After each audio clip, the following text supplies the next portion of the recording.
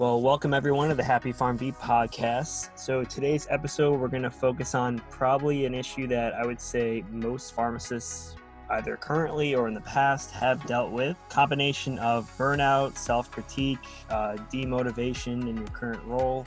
So today, Alex and I are going to be discussing this at length. Welcome to the podcast again, Alex. Thanks. Glad to be here, hanging out with you. Absolutely.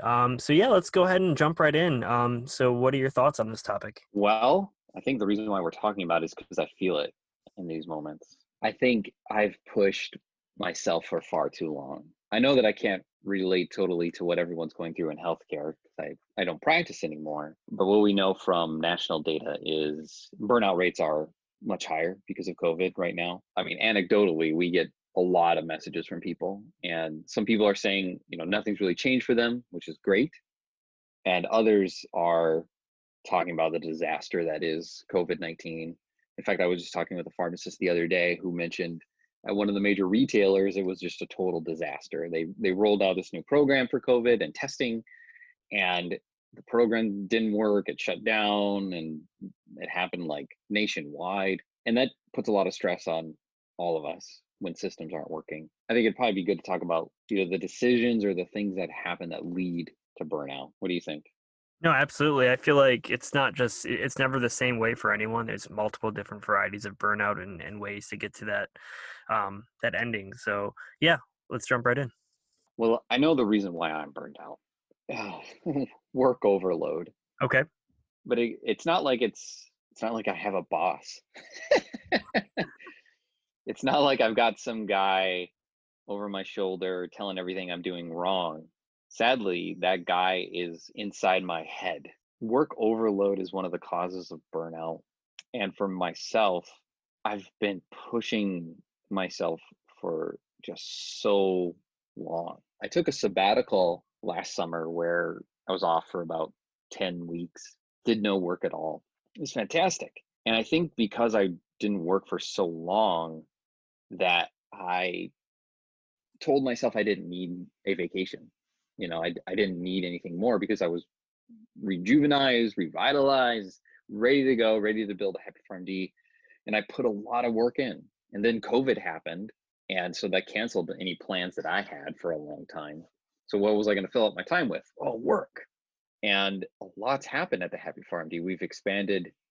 We've more than doubled our coach team. We've hired someone for marketing and sales and operations.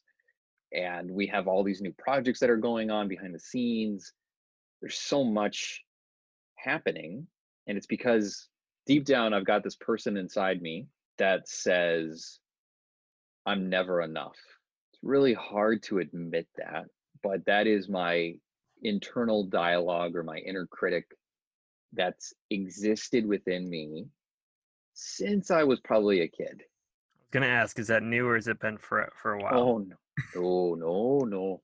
You probably heard my Uber accent in that response. Oh no, dare. No, I've had this for a while. I've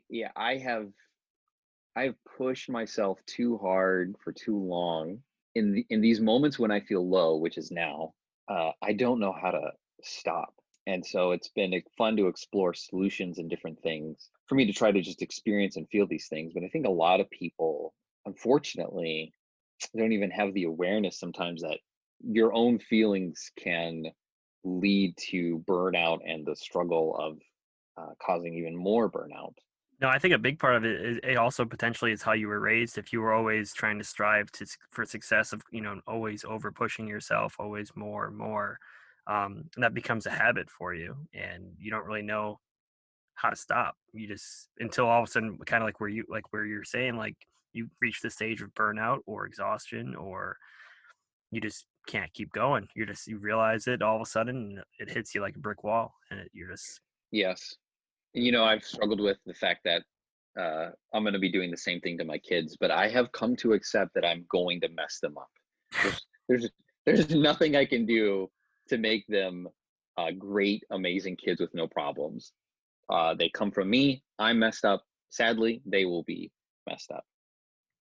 Unfortunately, I think for a lot of people, they struggle with the other causes though of burnout, a lack of control, where you can't make a decision that influences or makes things better at your work. There's a breakdown in community where you're not being supported by your relationships at work. There's an absence of fairness where respect and your self-worth isn't confirmed. It's like you don't really see how the company values you. You know, you get the paycheck, people leave for worse reasons. Yeah, yeah, And then that mismatch, conflicting values between who you are and what you're being forced to do. I think in these moments for myself, it's an internal struggle more than it is external, as I feel like many pharmacists feel like. But I think it's so relevant because we've coached hundreds of people. We're picking up the themes by this point, and it's like our training has built in a psychology within us to be perfect. And sadly, no one has figured out how to do that well. We have these inner conflicting thoughts about wanting to do our job well, and yet we ourselves are will never be that. We can never be that. And the system, unfortunately, that we work in too, is also not perfect. And then there's the culture of blame, and there's the culture of constantly trying to progress and improve. And I think that's the society we live in America. That we're never satisfied, which can be good. I mean, we've gone to the moon. We should give ourselves some credit, but now we're like, now we want to go to Mars. Like, when is enough enough? I think you hit the nail on the head. That's exactly the type of philosophy we're taught as kids. You need to always strive for more and more and more. You never accept where you're at. You need to always go for more. And I feel like and like you said, as pharmacists, we're very self-critical. We always look for how we can do something better, and we're our own worst enemy. We're very hard on ourselves, which I feel like is Yeah, a bad combination, along with burnout, or your, like you said, externally wise, how your work environment might be, or any in general your environment may be. It's a perfect storm for burnout and just not a good situation. yeah. I don't want to communicate on a podcast openly like the founder of the Happy Farm Bee is unhappy, and now you can't rely on them at all for any kind of help.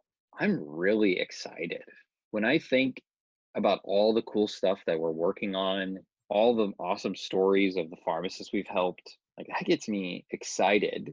But you can still have an indispensable career and, be tired. It's okay to be tired. It's okay. You're human, and this happens to anyone. We often say it's our goal to make people indispensable, but that doesn't mean that they're always happy, that they're always thriving, because life hits you hard sometimes, and there's things in life that you have to go through and progress and really feel in those moments. And I think a combination of no vacation, constantly working, constantly pushing myself, and really negative self-talk, very critical thoughts, put me in this situation. And I think a lot of pharmacists find themselves in similar situations, like, people being mad about the fact they're in the job that they're in, but also being critical of themselves, like, you're the one that did this. And it's almost like this self, whipping. I think of like someone whipping themselves, as punishment for their decisions. And it's like, ugh, I think you're making it worse. Well, I think like what you're saying is, you don't want to touch or steer away from the fact that you are happy with the success we have here, where we're reaching, all the goals we're reaching here, and all the new ideas that are being created. But also, I think it's a huge thing is being comfortable to share this, to talk about it. It makes it worse when you just hold it all inside and just Yeah. don't share with people how you feel and to get your thoughts out, and even if it's just to vent that just makes a huge difference right there. But also being open to I self-reflection and being like, I'm aware of these issues, like how can I work on this, instead of beating Yeah. yourself up. It's how can I improve this situation. It's one of the reasons why we wanted to build a community, a safe place for pharmacists to like share these things without being judging, and also being focused on creating an actual solution. Practically every day we have a daily huddle, a daily team meeting, and one of our core values is transparency. And so I'm very open with the team, just saying like, I'm not perfect. I am struggling. I need you guys to help because I don't know if I can rely on myself to do all of these things, especially things that are not within my zone of genius, which are checking and answering emails and reviewing things from team members. Like, it's so important to have a support team around you. And it's why, a friend of mine, a close friend of mine, asked a question of this very, very successful business owner. And he said, "What got you from where you were to where you are?" And she said, "Amazing people, a world class team. Because you can build a great business and you can grow it, but that'll only get you so far." And what was interesting is he shared that, or she shared that, a lot of people can make like seven-figure businesses on their own, a very, very small team. But what will help you grow and expand and really see exponential growth is having amazing people. And I feel like we've achieved that. Even with our new coaches, like, each of them have indispensable careers. Each of them are really passionate, caring people that have supported me, my personal vision and the vision that we have for the business. And my hope is that anyone who's listening to this feels like they have that. You know, I think about you, Chris. Your wife is very supportive, sometimes to a fault, right? She really, loves you and supports you. And I think a lot of people out there don't have that. I think you're right. I mean, well, side story. My wife was the reason that Alex is very well aware of why I got into reached out for a coach myself, or for that um, support system in a way to have someone to help me, navigate through what I was struggling with, burnout as well, and just trying to find the right career and right fit for me, not only work wise, but work life balance wise. Because it's a combination of the two. You could find the perfect job that overworks you, and then you're still unhappy. So um, you kind of need to find that perfect fit. But you're right. I feel like a support system is super important.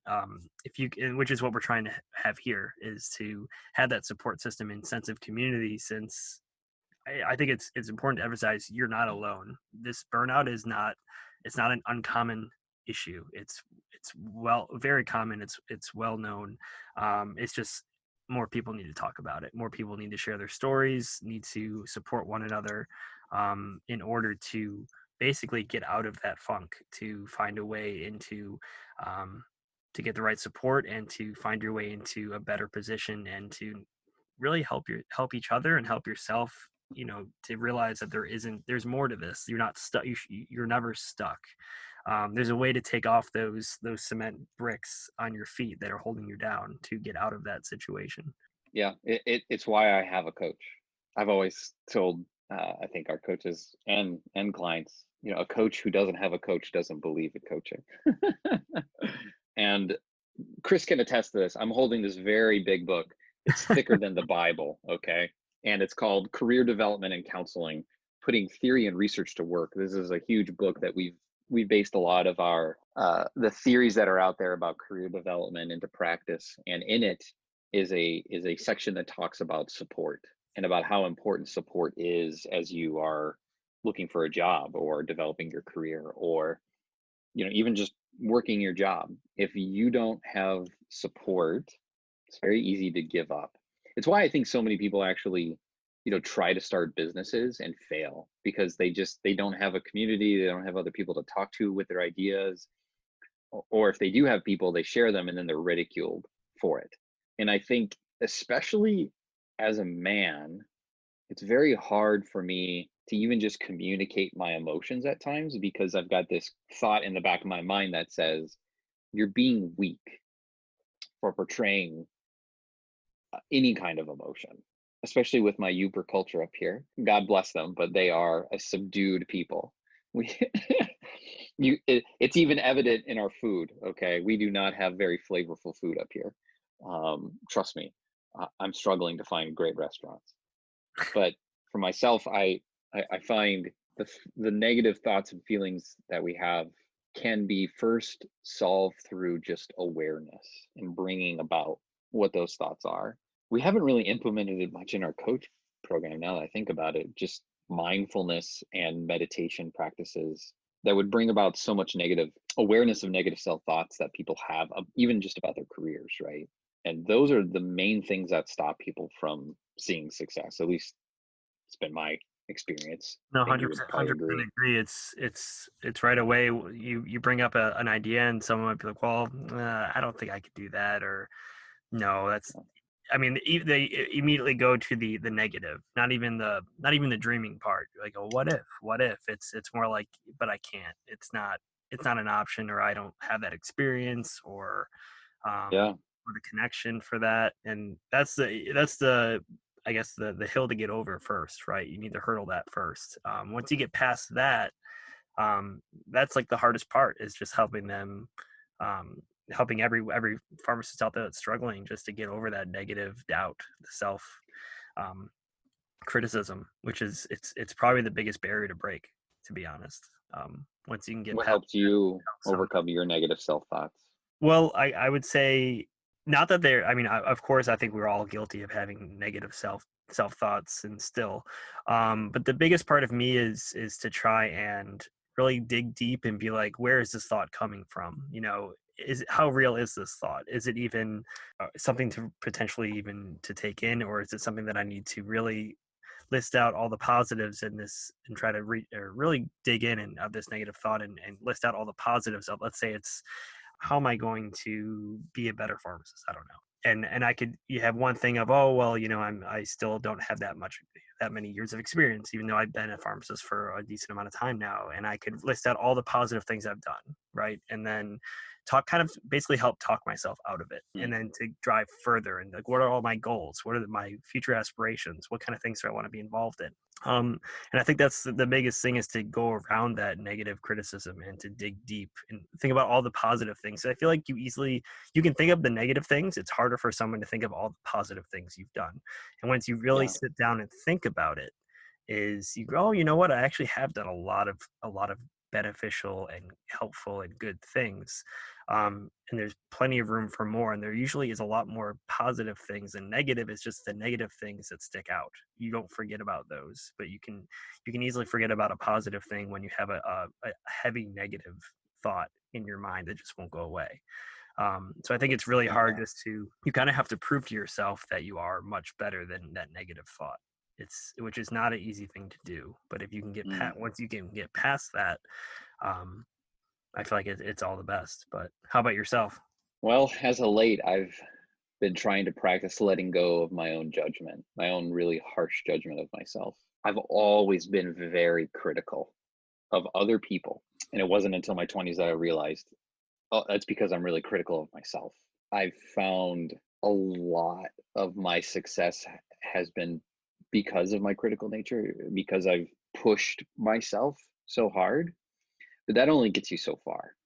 And I'm reminded this morning of the phrase, what got you here won't get you there. So as of late, what I've been practicing is writing down these thoughts and letting go of my judgment of them. So not trying to, I suppose, downplay myself or making myself feel bad that I think those things, which is very difficult to do. And so it's building up a new habit of my mind. And I find it satisfying. And I've also come to accept that I'm not trying to solve this problem. I think, again, I think I think both genders do this, but I know that as a man, I'm very driven to solve problems. My wife is crying, I want to fix it. And I've learned to listen. Ladies, hopefully you appreciate that. I've And learned my to wife's least listen. favorite thing is when I try to solve it instead of Yes. listening. Yes. Yeah, yeah. I learned that like every other man. I go, like, what do you mean? Like, just do this and then you'll stop crying. But I've also learned to take that action, and I've learned through years of past failures and successes that sometimes trying to just solve what I feel is counterintuitive, right? Logic tries to solve problems, and using logic to solve emotion often doesn't work because it doesn't really address the emotions or the feelings. Um, Emotions are there to help guide us and to help be human, and we need them. I've been practicing a lot, I think, of just mindfulness, I think that's huge. addressing. Yeah, addressing the feeling, right? And the emotion. Yeah, yeah. And FYI, so that everyone knows, we're recording this, you know, much earlier than its release date. By that time, I'll be fine. And I know I'm fine. I'm I feel completely supported and I feel completely empowered to move forward. But, I think it's interesting to capture these moments when you do feel low for what's the word? That's not prosperity, but what is it called? When you want to capture something in the moment? Posterity. That's the word. Posterity. And I feel good about it because I have a lot of memories in my file cabinet that's right behind me. And I on occasion, I don't know, once every 6 months, I like going through it and looking back all the things I've written, the things that I thought, the dreams and ambitions I've had. And it helps me to like reflect. It helps me to appreciate and it helps me to be very grateful for what I have. And my hope was by talking about this with you, Chris, was to encourage people who are in this moment when you're feeling down, when you're feeling like you're stuck, know that there is a pathway. You can move forward. You can push through this. You don't have to reject these feelings. You don't have to try to push them down and just try to keep doing, but that it is healthy to just be a human being instead of a human doing. I love that, and I feel like it's not something where I know a lot of us, and especially as pharmacists, we just want to solve the problem and fix it, right away. And Yeah. this is like with mindfulness and just digging deep into these emotions and feelings. Like you said, it's not like it's wrong to feel these ways, or it means that you need to think about it and where is this coming from. Actually, reflect on it and work your way through it instead of just trying to solve the problem right away. And I think when you dig deeper into it, you can determine, so where is this coming from? What are the things that I really need to address in order to improve on this? And it doesn't mean something's wrong. It just means that instead of trying to just solve it right away, it's a process. And I feel like that's a lot of us go through it. And even with everything going on right now, I think with COVID and everything, it's the high demands at work, certain environments. I think it's more than acceptable to be feeling some of these things. And it just Yeah. helps to, you not only just talk to others about it, but also to really dig deep and self-reflect, for sure. So while we close up here, any other final thoughts or recommendations for those who, like I said, probably especially in this time, maybe feeling this way and not really sure what to do? Well, don't be afraid to reach out. You're not going to get any judgment from me or Chris or from anyone from our team about what you feel. I often find that people who are really successful and driven, especially by achievements, people who want to support others in a team, struggle with this. And to admit that to a stranger sometimes is a little bit easier than admitting to the people that know you or even the people that you really, really care about. You may have listened to us for a while. I know some people do, and we really appreciate you if you do. I would encourage you, though, just to say, hey, I think I'm going through something. We read all of the messages that you guys send us, so don't don't be afraid. Reach out, join our community, be a part of what we're doing because we can't do this alone. And I would say that the current systems or the groups that are out there are not supportive like we are. So I'd love it if you'd reach out. Awesome. No, I love it. Well, yeah, no, thank you so much, Alex. I think this is such an important topic for us to just bring up and especially just for others to know that they're not alone.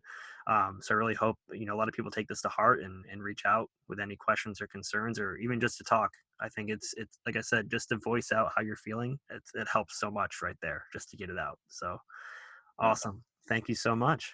Thanks for having me. Hey guys, thank you again for joining me today on the Happy Farm D podcast. I really hope today's information and content that Alex and I discussed really, really reaches you well, especially for those of you out there that are struggling with all the topics that we discussed.